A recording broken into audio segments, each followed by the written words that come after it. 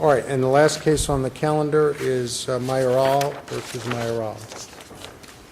Yes, good morning. May it please the court. My name is Jason Martorella. I represent the appellant Jesus Mayoral, and I would like to reserve 2 minutes for rebuttal, please. Very good. There are two conclusions that are at issue in this appeal. The first conclusion is the trial court's determination as to what the appellant's income was for the purpose of awarding child support and alimony. What's the standard of review? That, under those factual findings that were support that position have to be supported by substantial competent evidence. And you're telling us that the record does not reflect competent substantial evidence regarding the income of the husband? Yes, Your Honor. So the bankruptcy determination that he can earn $60,000 a year, the testimony of his brother, which conflicted about whether he earned $30,000 or $27,000 or $60,000, the financial affidavit, the bank accounts are not competent substantial evidence to allow the court to conclude that he earns about $60,000 a year? Yes and no. The bank account records. Yeah, I like the yes and no. Tell me. Okay. The bankruptcy. Let's start with the yes. The bankruptcy. What part about the yes is not competent substantial evidence? Is not okay. The bankruptcy plan says that the appellant is supposed to make $60,000 a year. That plan is submitted based on projections as to what the company's revenue will be. Those projections are often lofty, and as proved to be the case in this case, the company never made revenue that would sustain a $60,000. Yet they were able to provide him a BMW that he could use for business purposes and for personal purposes, pay expenses for him, for his son, for his girlfriend, but they couldn't afford to pay him the $60,000. And these things shouldn't count, correct? Is that what you're saying? Well, those items I don't think are evidence that the company was capable of paying him $60,000 a year. Really? Yes. Okay. I mean, the evidence. I'm very curious. Go ahead and give me the reason why they're not evidence of that. Well, the evidence reflects that the BMW was, I think, involved a monthly payment of $580. It was leased, and it was provided to the appellant primarily for the business purposes. So it's better for him to go see new clients driving this BMW with a magnetic sign on it than to take the company van that represents the company when he goes to see the new clients. Is that correct? That's what the record reflects. The testimony. That's what the brother testified to. Yes. And clearly, in my review of the brother's transcript, the trial was well within her rights to consider his testimony not credible, because he really conflicted himself in many respects.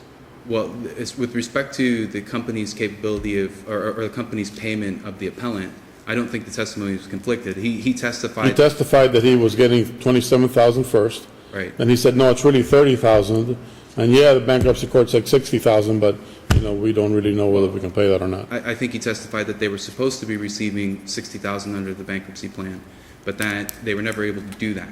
And so between $27,000 and $30,000, there might be some discrepancy, but there's certainly no discrepancy to go upwards from the pay stubs, the bank records, the 1040s, to get to a number at $60,000, even if you consider the perks as being purely income, which I don't think that they were. Okay. Okay, so that's why we don't think that the determination as to his income is supported by substantial competent evidence. There might have been grounds to deviate from his payment records.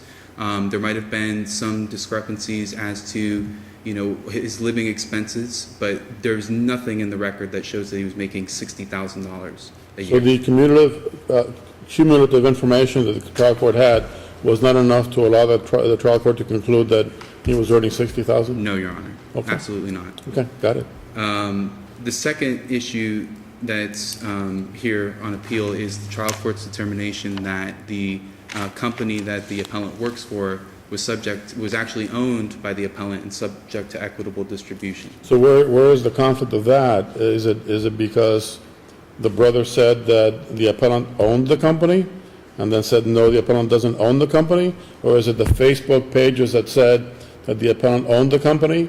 Or was it the use of the participation in Bryant's, I guess it was a conference with him as the owner of the company? Which of those don't support the conclusion that he owns the company? Okay, well, I'll address the Bryant issue first. The Bryant was a Okay. distributor, a lead distributor of the company, and they published and distributed at an event a placard which identified the appellant as the owner.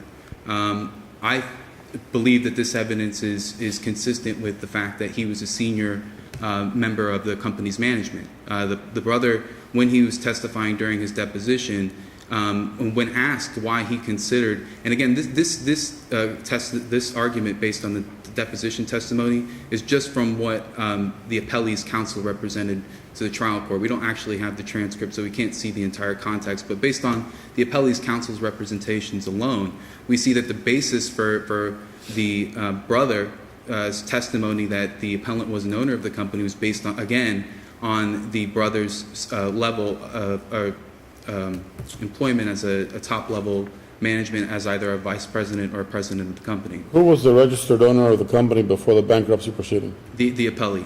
The appellant, it wasn't the wife? No, the appellee. Yes, the the appellee. wife, yes. The wife. So the wife testified that she was the owner of the company because her husband wanted it that way, and that he sort of misguided her into turning over the ownership of the company during the bankruptcy proceeding, correct? Well, the appellee That was participated. her testimony, right? Yes, something to that effect, yes. But the appellee was involved in the bankruptcy proceedings. She voluntarily transferred her interests in the company to the brother. She received benefits under the bankruptcy plan. She didn't object to the plan.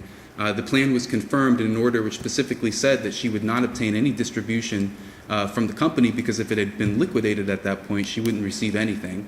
And that plan also reflected that the brother made a $20,000 investment into the company in order to promote the restructuring of the company. The trial court hasn't made a determination on what the proper distribution of the company is yet, correct? No, it has not. The trial court only determined that it is a marital asset, correct? Yes, that's correct. Okay, all right. And so we think that the appellee's participation in the bankruptcy proceeding, the order that was entered in that proceeding, preclude her from raising or trying to end run the bankruptcy process so as to effectively receive a distribution in a divorce proceeding, because she had an opportunity to object and she didn't. And Is there a difference between receiving income from the company or having an ownership interest by virtue of a marital estate? is there a difference between receiving income from a company and owning it? And having an ownership interest as a result of a marital estate? Is there a difference? Yes. Yes. Why is that? Well, if you're receiving income from the company, presumably you're an employee, you're rendering services to it. So if she waived any interest in receiving income from the company because of the bankruptcy estate, does that mean that she has no marital interest in the company? No, but that's not what the bankruptcy order provided. It said that she would not I receive. just want to know if that means that she has no marital interest in the company. Well, under the bankruptcy order as it exists and as it was written, yes, it means she has no interest in the company. I mean, she was specifically, that was part of the whole plan, was that she would transfer that interest to the brother. The brother would invest $20,000, and then the appellant would continue to be the president or vice president or an executive of the company because he was a key employee. I mean, he had ran the company for quite some time, and it was because of his efforts that they were able to build a client base which enabled the company to survive after the reorganization. Okay. So we think that she's stopped and precluded under res judicata principles from contesting the brother's ownership of the company in the divorce proceeding. We also, it's our position Before you start a new argument, you're running into your rebuttal time now, so if you want to save time for rebuttal, that's fine. If you want to make a final argument here, you can waive that rebuttal. if I may just reserve 1 minute for rebuttal and just argue for 1 more minute here. Right. I just want to mention that there's no evidence that the hallmarks of corporate ownership were enjoyed by the appellant below. Those hallmarks are capital contributions, ability to sell, share of profits, and voting rights with respect to major decisions of a company. If anybody owns a company or shares of stock in a company, those are the rights that come with that ownership interest, and there's no evidence that the appellant enjoyed those rights below. Very good. Thank you. Good morning. May it please the court, Evan Abramowitz on behalf of the appellee wife, Maria Mayoral, in this case, Your Honor. So, Mr. Abramowitz, why is she entitled to a marital interest in the company? Well, Your Honor, the court made a determination based on substantial competent evidence that the corporation was a marital asset for a number of reasons, which you've already illuminated. Number one, the brother, although he testified at trial that he was the owner of the company, his testimony was impeached. The deposition was used at trial and read into the record as part of his impeachment. And it was shown that at his deposition, he testified that the husband was the owner of the company. We also had the husband himself posting on Facebook. Well, that's not really my question. Okay. I believe that there is probably competent substantial evidence that the husband was the owner of the company, at least from which the trial court can make that conclusion. But my question is, in light of the bankruptcy estate and the wife's position with respect to the bankruptcy estate and her interest in the company, why then would she be entitled to a part of the company as a marital asset? The wife's testimony, as you've stated at trial, was that her husband told her to sign a document. Basically, she didn't know what she was signing, that although she was the owner of the company in name, she had never really done anything for the company or operationally been the owner. So she did it when her husband directed her to do so. If the court is to find that this is all essentially a ruse by the husband and his brother to deny the wife her equitable distribution of this company, then the court can find that the wife has an interest in the company for the purposes of equitable distribution. I cited to the Baranow case in the brief, which is a situation where the court decided that even though it was a non-profit organization, which is, as the court is aware, has no owners at all, that if the litigant is using it as their alter ego, then the court can determine that it has a value for equitable distribution purposes and award it to the spouses involved in a dissolution of marriage action. So is it your position that the use of the company to pay the husband's expenses, the BMW, other expenses, is a sufficient showing to show that the wife is entitled to some interest in the company? Yes, Your Honor. He's paying his own personal expenses through the business. He has a BMW vehicle when the brother has a much lesser vehicle that he has the use of, even though he's allegedly the owner of the company. And then you have an alleged employee having his son's expenses and his girlfriend, not even his wife's expenses, being run through the business. When does an employee ever have the right to have their girlfriend's expenses being paid by a business of which they are not the owner? Are you asking me that? Don't answer. The appellant makes reference to this bankruptcy order. I could not find, is the bankruptcy order a part, and the other documents that were referenced at the hearing, were they made a part of this record below? No, Your Honor.